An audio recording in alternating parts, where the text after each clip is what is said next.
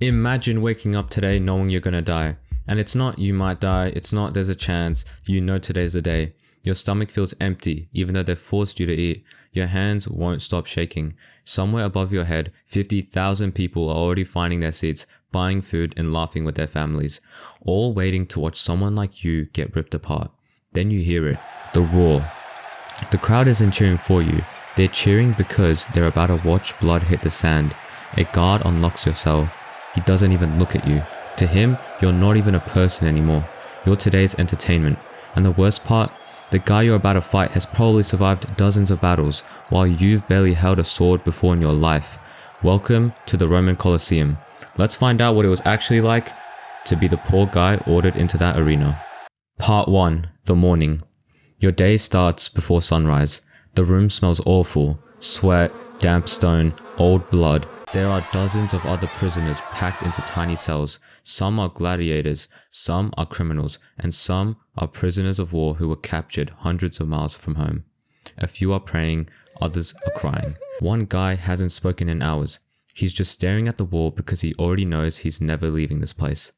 You try to eat breakfast, but every bite feels impossible because you know exactly what's coming. People often imagine every fighter in the Colosseum as a famous gladiator. That is not even close. Many fights involved people who had no training whatsoever. Some were simply unlucky enough to lose a war against Rome. Others had committed crimes. Some were slaves whose lives were considered completely disposable. For plenty of them, today wasn't a competition. It was an execution with an audience. Part 2. Walking into the arena. The guards chain everyone together. You climb a dark tunnel underneath the Colosseum. You hear thousands of voices getting louder with every step. Then, the gate opens. Instantly, you're hit by sunlight so bright you can barely see. The noise is unbelievable. 50,000 Romans are screaming. Some are placing bets. Other children are pointing. Rich senators are laughing. To them, you're part of today's show. The arena itself is covered in fresh sand. Not because it looks nice, because sand soaks up blood. And before the day is over, there's going to be plenty of it. Then you see your opponent. Your heart drops. He's huge. Covered in scars, he's carrying better armor than you, a better shield, a sharper sword. Meanwhile, you've been handed cheap gear that's already dented from someone else's fight. This wasn't unusual. Roman games weren't exactly always fair. Sometimes experienced gladiators fought terrified prisoners. Sometimes one fighter got armor while the others barely had any. Sometimes multiple men were thrown against a single opponent, and sometimes the crowd didn't even want a fair fight. They wanted the quickest, bloodiest ending possible, because that's what they paid to see. These people were monsters. The fight begins. A horn sounds. Nobody moves for a second. You're hoping maybe, just maybe, something will stop this, and it doesn't. Your opponent charges and you panic. Every instinct tells you to run, but there's nowhere to go. You swing blindly. He blocks it like it's nothing. The crowd laughs. You hear people actually cheering every time you stumble. You realize something terrifying. The audience isn't rooting for either fighter. They're rooting for excitement. If you die dramatically, they'll love it. And it gets worse. You're exhausted after only a few minutes. Your armor feels heavier every second. Your lungs are burning. The heat inside the arena is brutal. Meanwhile, your opponent isn't rushing. He's playing with you. He knows you're tired. He knows you'll make mistakes. Every experienced gladiator understood something that most beginners didn't. You didn't have to be stronger. You just had to wait for the other guy to get desperate. And desperate people make fatal mistakes. There was almost no winning. Let's say you somehow survive. Great, except the day is probably not over. Sometimes winners fought again.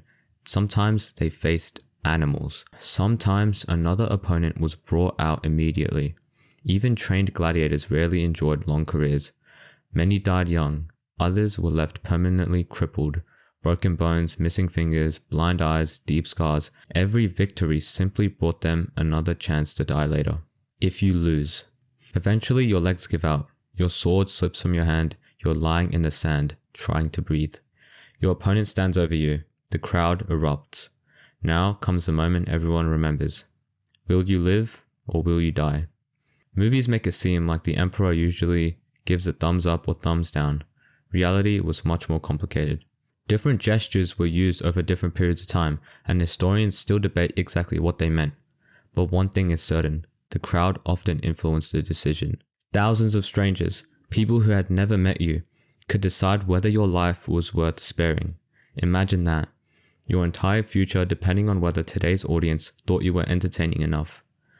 The reality nobody talks about is that the Colosseum wasn't built to celebrate courage, it was built to display Roman power.